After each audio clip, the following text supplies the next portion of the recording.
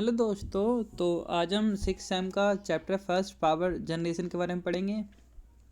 ज़्यादा इसमें जितने भी चैप्टर हैं सब छोटे छोटे हैं, तो हम बेसिक आज पढ़ रहे हैं पावर जनरेशन के। ये हमने ऑलरेडी पिछले सेम में पढ़ रखा है, लेकिन फिर भी ये इम्पॉर्टेंट है इस सेम के लिए भी, तो हम बेसिकली इसे स्टार्ट करते हैं।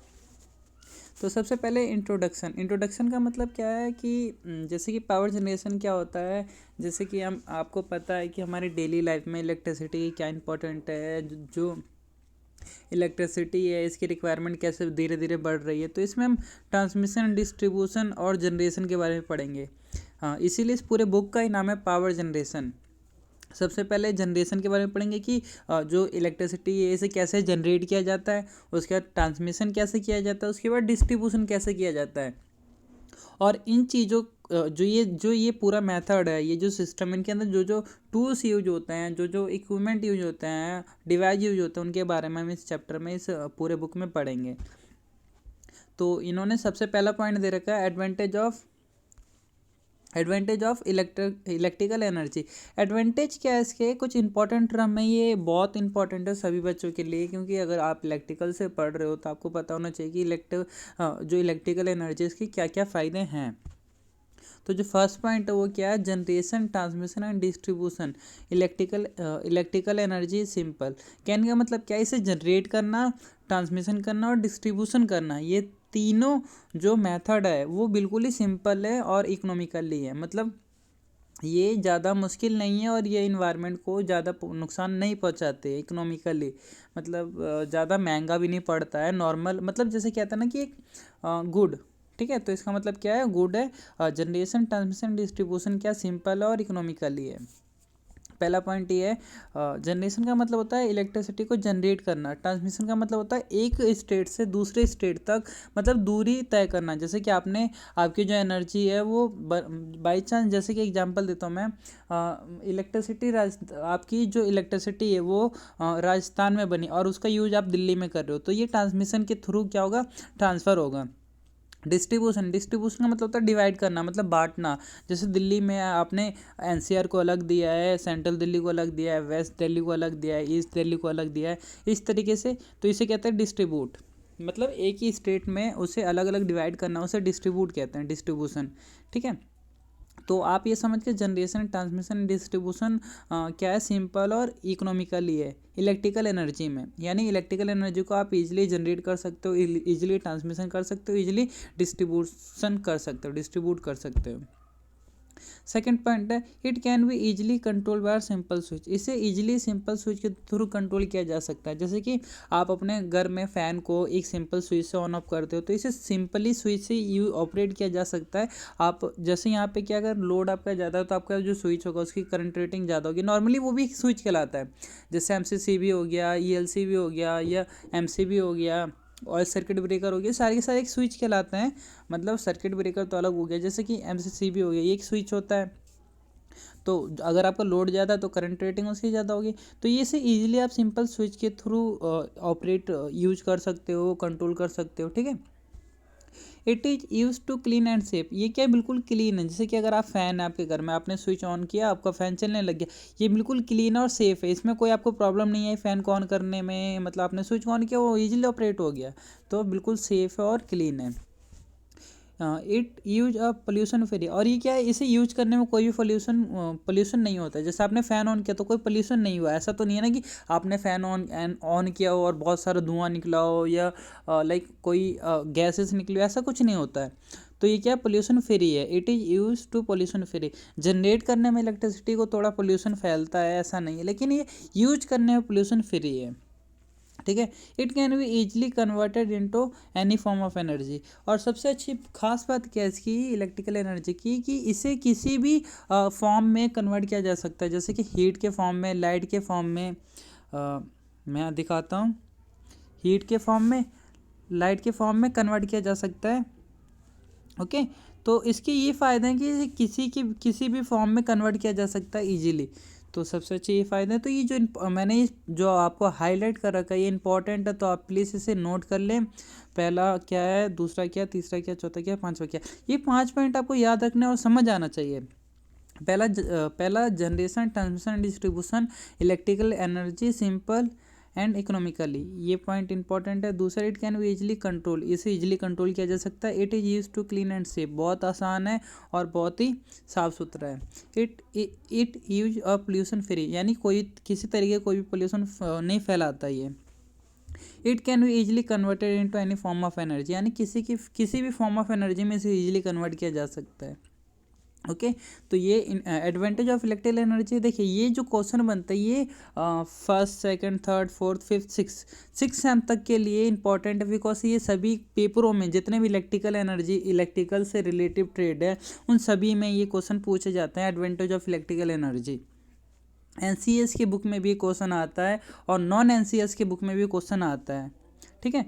तो ये important advantage of electrical energy और आपको पता भी होना चाहिए। उसके बाद आता है मेन सोर्स ऑफ एनर्जी। देखिए जो एनर्जी के सोर्सेस वो है, दो सोर्सेस आते हैं। पहला क्या है, NCS, non convention energy sources. दूसरा क्या है, एक दूसरा, पहला क्या है नॉन कन्वेंशन एनर्जी सोर्स, दूसरा है कन्वेंशन सोर्सेस। नॉन कन्वेंशन का मतलब क्या होता है, जिसे हम रीनेबल होता है, रीनेबल का मतलब क्या होता है, जिसे दोबारा यूज किया जा सकता है। जैसे क्या हो गया, सन हो गया, विंड हो गया, टाइड हो गया, ये किस में आता है, नॉन कन्वेंशन। नॉन कन्वेंशन का मतलब क्या होता है, नॉन कन्वेंशन का मतलब होता है मैं आपको बता देता हूँ, रीनेबल को कहते हैं नॉन कन्वेंशन। ये और ये बोथ आर सेम, ठीक है, समझ आया। रीनेबल को क्या कहते हैं, non convention source. Non convention source का मतलब क्या है, जिसे हम बार बार यूज कर सकते हैं, उसे कहते हैं non convention source. Like a sun का मतलब क्या है, सूरज। जो सूरज की किरणें आ रही हैं उससे आप क्या है, सोलर प्लेट की मदद से आप उसे बैटरी में सेव कर सकते हो, उसे डेली यूज कर सकते हो आप। मतलब उस सोलर पैनल को, यानी जो सन है, सन की एनर्जी कभी ख़त्म नहीं होगी, ये तो हमें पता है ना, सन की एनर्जी कभी ख़त्म नहीं होगी। विंड मतलब हवा भी कभी ख़त्म नहीं होगा। टीड भी कभी ख़त्म नहीं होगा, क्योंकि समुद्र में टीड तो बनेंगे, तो ये भी कभी ख़त्म नहीं होगा। बायोमास का मतलब क्या है, कि जो आपके पास खाद है, पदार्थ है, जैसे कि पेड़ पौधे हैं, तो वो क्या है, टूट रहे हैं तो वो गलते हैं। जब पेड़ पौधे गलते हैं तो उनके अंदर से मीथेन गैस एक्सेट्रा जो गैसेस निकलते हैं, वो गैसेस निकलेंगी और उन गैसेस से स्टीम में कन्वर्ट किया जाएगा। मतलब वो एक प्रोसेस चला जाता है। कहने का मतलब क्या है, कि ये जो नॉन कन्वेंशनल सोर्स है ये कभी ख़त्म ही नहीं होंगे, यानी NCES कहते हैं इसे, नॉन कन्वेंशनल एनर्जी सोर्सेज कहते हैं। जो ये पॉइंट आप देख सकते हो, ये जो पॉइंट है इसे कहते हैं NCES, non conventional energy sources. ये क्या है, ये कभी इन फ्यूचर भी ख़त्म नहीं होगा। क्यों ख़त्म नहीं होगा, क्योंकि इसकी खास बात क्या है, कि ये जितने भी है ना, ये कभी ख़त्म नहीं होंगे। जैसे सन की एनर्जी कभी ख़त्म नहीं होगी, अगर सन की एनर्जी ख़त्म हुई तो पूरा ब्रह्मांड ही ख़त्म हो जाएगा। तो वो हम एक चीज़ लेके चलते हैं जो नहीं ख़त्म होगी, ठीक है। विंड भी कभी ख़त्म नहीं होगी। विंड का मतलब क्या, हवा भी कभी ख़त्म नहीं होगा। टीड का मतलब क्या है, कि टीड यानी समुद्र है, क्योंकि अगर समुद्र तो रहेगा ही रहेगा, पानी तो कभी ख़त्म नहीं हो सकता ना, तो टीड है, तो टीड एनर्जी भी कभी ख़त्म नहीं होगी। बायोमास का मतलब क्या, पेड़ पौधे, अगर पेड़ पौधे ख़त्म हो गए तो पूरा ब्रह्मांड खत्म हो जाएगा। तो कुछ चीज़ें ऐसी हैं जो कभी ख़त्म नहीं होंगी और उन्हें कहते हैं नॉन कन्वेंशनल सोर्सेज, यानी जो सोर्सेज कभी ख़त्म ना हो उसे कहते हैं नॉन कन्वेंशनल सोर्सेज। उसका दूसरा नाम है रीनेबल सोर्सेज। क्या है, रीनेबल सोर्सेज, मतलब जो कभी ख़त्म ना हो। उसके बाद आता है दूसरा कन्वेंशनल सोर्सेज। कन्वेंशनल सोर्सेज क्या है, जो खत्म हो जाए, जिसकी एक लिमिट वैल्यू है। कन्वेंशनल सोर्सेज में सच कोल का मतलब होता है कोयला। नॉर्मली कोयले की एक लिमिट है, मतलब देखिए डेली लाइफ में कोयला यूज किया जा रहा है, तो कोयला क्या है, कोयले को बनने में 100 साल, 150 साल, 200 साल समथिंग लग जाते हैं, ठीक है। तो अब कोयला तुरंत तो बन नहीं सकता। जैसे क्या, अगर आपने पेड़ काटा तो पेड़ 10 साल में दूसरा आ जाएगा, ठीक है, मतलब 10 साल में कॉपी हो जाएगा, वैसा ही पेड़ आ जाएगा। लेकिन कोयले के साथ क्या है, कोयला 100 साल, 150 साल, 200 साल लेता है। अब कोयले को और पेड़ को आने में तो जमीन आसमान का अंदर है। तो कन्वेंशनल सोर्स में क्या होता है, कि जो कोयला है, कोयले की एक लिमिट स्टॉक है हमारे इंडिया में क्या, पूरे वर्ल्ड में एक लिमिट स्टॉक है। ये नहीं कि कोयला लिमिटेड नहीं है पानी की तरह। तो यहाँ वाटर भी लिमिटेड दे रखा है। वाटर लिमिटेड क्यों दे रखा है, क्योंकि जो खारा पानी है ना, हम उसे यूज नहीं कर सकते हैं। वो इतना खारा है कि उससे हमारी मशीनें ख़राब हो जाती हैं, ठीक है। तो पहले कोल की बात करते हैं। कोल एक लिमिट स्टॉक में अवेलेबल है, इसीलिए इसे कन्वेंशन सोर्स के अंदर लिख रखा है। उसके बाद आता है वाटर। वाटर भी कन्वेंशन सोर्स के अंदर इसलिए दे रखा है क्योंकि वाटर, हम खारे पानी को हम यूज नहीं कर सकते। खारे पानी का मतलब क्या, हार्ड वाटर। हार्ड वाटर को अगर हम किसी मशीन के अंदर डालें तो मशीन को ही ख़त्म कर देते हैं, क्योंकि जो हमारा खारा पानी होता है उसमें इतनी एनर्जी होती है ना कि वो बॉडी को डिस्ट्रॉय कर सकती है। यानी किसी भी मेटेलिक बॉडी का मतलब कोई भी आप मटेरियल ले लीजिए, यानी मतलब किसी भी चीज़ को ना डिस्ट्रॉय कर सकती है। जो हार्ड वाटर होता है किसी भी चीज़ को डिस्ट्रॉय कर सकती है धीरे धीरे। ये नहीं कि अचानक से एसिड की तरह बिहेव नहीं करती है, बट ये भी एक एसिड की तरह ही एक्ट करती है। मतलब धीरे धीरे वो क्या करता है, उस बॉडी को ख़त्म कर देता है। तो यहाँ पे इसलिए इन्होंने वाटर को क्या लिख रखा है, कन्वेंशनल सोर्स लिख रखा है, क्योंकि हार्ड वाटर को हम इसमें यूज नहीं कर सकते। अगर एनर्जी जनरेट करने के लिए हार्ड वाटर का यूज नहीं किया जा सकता।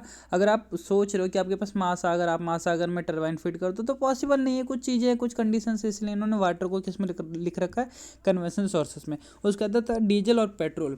डीजल और पेट्रोल को आप देख सकते हो कि पेट्रोल की कीमत कितनी बढ़ गई है, 90 रुपये समथिंग लीटर पड़ गई है। डीजल भी 90, 80, 40 समथिंग चल रही है।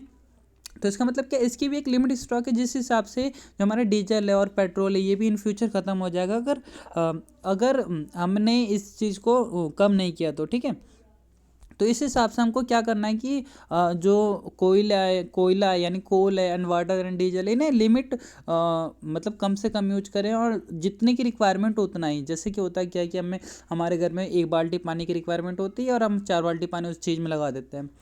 तो मैं यही कहूँगा कि देखो, अगर आप लोग ये पढ़ रहे हो ना, NCERT का ये कि इंपॉर्टेंट टॉपिक है ये, तो इन पे थोड़ा फोकस करो कि अपने डेली लाइफ में कम से कम पानी वेस्ट करें, कम से कम पेट्रोल वेस्ट करें। क्योंकि हमको पता है कि हम पैदल जा सकते हैं, फिर भी हम बाइक का यूज करते हैं। ये गलत है के हिसाब से, लेकिन अब क्या कर सकते हैं, जिसके पास है वो तो यूज करेगा ना, लेकिन फिर भी कम से कम कीजिए। ठीक है, तो कन्वेंशनल सोर्स में समझ आ गया क्या क्या आता है। कोला मतलब जो लिमिटेड स्टॉक में अवेलेबल है उसे कहते हैं कन्वेंशनल सोर्स, यानी जिसकी एक लिमिट है उसके बाद वो खत्म हो जाएगी, उसे क्या कहते हैं, कन्वेंशनल सोर्स। समझ आ गया। उसके बाद आता है प्राइमरी सोर्स। प्राइमरी सोर्स में क्या होता है, जिसे हम डायरेक्टली यूज कर सकते हैं, जिसे हम क्या कर सकते हैं, डायरेक्टली यूज कर सकते हैं। जैसे क्या है, सन है, सन को क्या कर सकते हैं हम, डायरेक्टली यूज कर सकते हैं। सन के बाद क्या आता है, विंड आता है, विंड को भी डायरेक्टली यूज कर सकते हैं, टीट को भी डायरेक्टली यूज कर सकते हैं। टीट का मतलब क्या, डायरेक्टली आपने मोटर लगा दिया, वो आपको काम करने लग गया।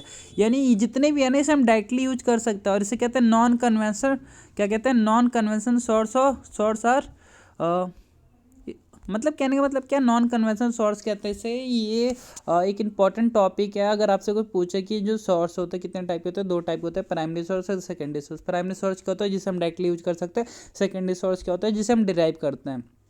जैसे कोयला हो गया, वाटर हो गया, डीजल हो गया, पेट्रोल हो गया। देखिए, आप कोयले को कैसे डिराइव करते हैं, कोयले को हम निकालते हैं ज़मीन के अंदर से, ये क्या हो गया, डिराइव हो गया। वाटर को भी हम निकालते हैं, उसे यूज में लाते हैं, उसे फिल्टर करते हैं, कई चीज़ें देखी जाती है। डीजल को भी ज़मीन के अंदर से निकाला जाता है। तो ये क्या है, डेरिवेशन हो गया। डेरिवेशन का मतलब क्या होता है, निकालना। ठीक है, प्राइमरी सोर्स को हम डायरेक्टली यूज कर सकते हैं, सेकेंडरी सोर्स को हम डायरेक्टली यूज नहीं कर सकते, वो डिराइव किया जाता है किस में से, प्राइमरी में से। ठीक है, और रीनेबल का मतलब पता है आपको, तो ये आप एक बार देख लीजिए, व्यू कर लीजिए। ठीक है, अगर आपको देखिए, ये जितने भी इंपॉर्टेंट टॉपिक एक पॉइंट टू पॉइंट लेके चलेंगे तभी हम कुछ कर पाएंगे इन फ्यूचर, और समझ पाएंगे, और अपने लाइफ में इन चीज़ों को थोड़ा लाओ। जैसे कि मैं ये नहीं कह रहा हूँ, देखो ये बिजली जो इलेक्ट्रिसिटी, ये भी किससे बन रहा है, कोल से बन रहा है, यानी कोयले से बन रहा है। अब आप इलेक्ट्रिसिटी कम यूज करोगे तो उससे क्या होगा, प्रोडक्शन कम होगा। प्रोडक्शन कम होगा तो क्या है, वो कोयला बचेगा। कोयला बचेगा तो क्या होगा, इन फ्यूचर वो कोयला अवेलेबल रहेगा, यानी जो कोल है वो अवेलेबल रहेगा इन फ्यूचर में। तो उसका जो यूज है वो हम फ्यूचर में कर पाएंगे। तो इन चीज़ों का फोकस कीजिए, ये इंपॉर्टेंट। एजुकेशन इसीलिए इंपॉर्टेंट है कि हम अपने लाइफ को ब्राइट बना सके, अच्छा बना सके, उसे एक वे में ले जा सकें। ठीक है, तो मैं नेक्स्ट वीडियो में इसका नेक्स्ट जो पेज है वो आपको रीड कराऊंगा, समझाऊंगा उसमें क्या है क्या नहीं है। Then thank you for watching this video.